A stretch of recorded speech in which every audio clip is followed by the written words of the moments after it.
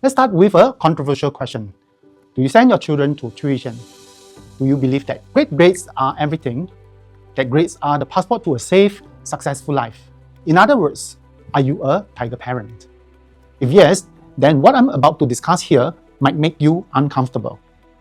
And if you're not one, you can let me know if what you have watched agrees with you. Nonetheless, this will open your eyes, because here's the truth many parents won't want to hear. Because honestly, great grades don't guarantee great futures.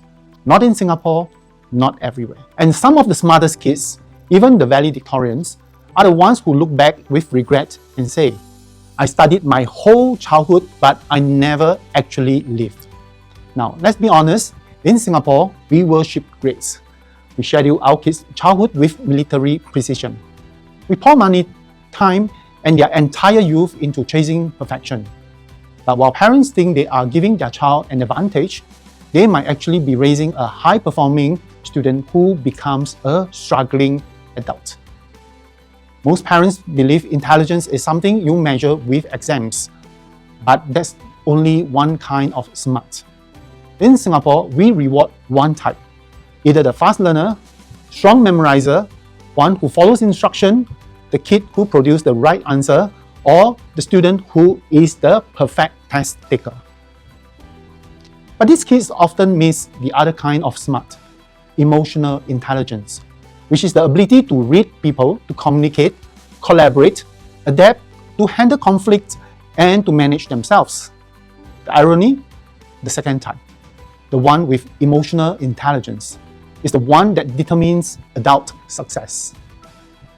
Now, let's address something uncomfortable. Even the smart kids get tuition. Why? Because they want perfect scores, because they can't accept anything less than an A star or distinction. Because parents fear falling behind, because tuition gives kids confidence, because tuition gives parents hope. But there's a cost. Kids who take tuition on top of school, they have no time left to develop any part of themselves. No social life, no hobbies, no curiosity, no independence, no chance to make mistakes safely. I've heard even the valedictorians admit, I sacrificed everything just to memorize things I forgot 1 year later. And let's be brutally honest, parents who squeeze their kids into elite schools, do you believe it's only because of the academic results? Let's tell the truth for once. Parents want the network, the connections, the brand name, and the future opportunities mixed with the right people, they say. Elite schools don't only produce top scorers, they produce top-tier networks. But here's the irony. Your child can sit in the same classroom as the future millionaires and ministers, but if they have no social confidence, no communication skills, no emotional intelligence, they will never be able to build relationships with the people they fought so hard to put around them. Parents assume academic excellence equals life excellence. But the real world doesn't work like that. Schools reward speed, accuracy, memory, and obedience. In the real world, work rewards teamwork, leadership, influence, resilience, creativity, and emotional strength. We are training children for a world that no longer exists. Now, let's talk about what happens when the perfect student enters the imperfect workplace. First, the perfect student will ask, why is my team so slow? Because top students are used to efficiency. But in the real work environment, everybody has different skills and speeds. So they get frustrated quickly, they blame others, they think everyone is less competent. But this is not incompetence, it's teamwork. Second, perfect students ask, why does nobody listen to me even when I'm right? In school, correctness equals reward. But in work, correctness means nothing if you can't persuade people. No emotional intelligence equals no influence. No influence equals no progress. Third, why is everyone blaming each other? Top students come from a predictable system, but real workplaces are chaotic. People forget things, miscommunication happens, stress affects judgment, mistakes pile up, and politics gets messy. The straight A students who is used to perfection collapse in the face of human chaos. Fourth, why is my boss unreasonable? School teachers follow rubrics. Bosses follow KPIs, emotions, and urgency. The academically smart student expects logic.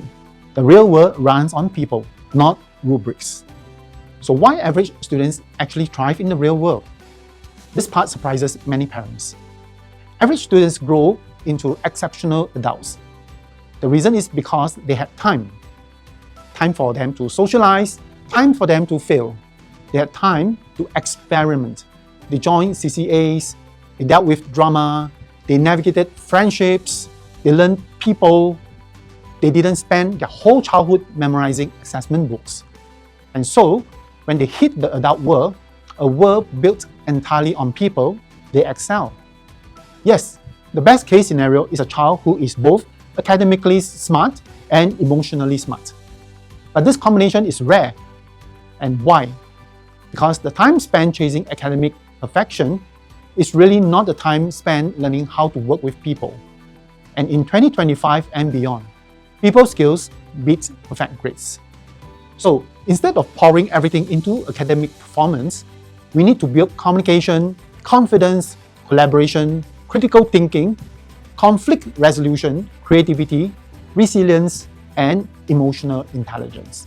Because these are not soft skills, these are life skills. So here's the question. Are we raising high-performing students or high-functioning adults? Your child's future won't be decided by their grades. It will be decided by their emotional intelligence, their relationships, and their ability to navigate people. And that's something no exam will ever measure. Let's be clear. Tuition is not the enemy. Tuition is helpful, even essential for many children, especially for kids who need structure, who need confidence, and for kids who are struggling with foundations. There's nothing wrong with giving your child support. But here's the uncomfortable truth. For academically strong students, tuition can sometimes do more harm than good. Not academically, because they will score well, but socially, emotionally, mentally, and relationally. When a smart child spends every spare hour in tuition, they lose time that cannot be bought back. Time to socialize, time to bond with family, time to explore interests, time to build resilience, time to develop emotional intelligence, time to learn how to be a person, not just a student. Think about it. If your child is already scoring 95, why sacrifice their childhood just to push that 95 to 100? Why trade memories for marginal gains? Why trade EQ for few extra marks? Why trade life skills for short-term perfection? Because once childhood is gone, it doesn't come back. And here's the twist nobody talks about. A child who scores 95 and has a balanced life will beat the child who scores 100 but has no emotional maturity every single time. So the real question parents must ask is this: am I trying to raise the highest scoring student or the most capable adult? Because in the real world, people who thrive are not the ones who studied the hardest. They are the ones who learn how to live.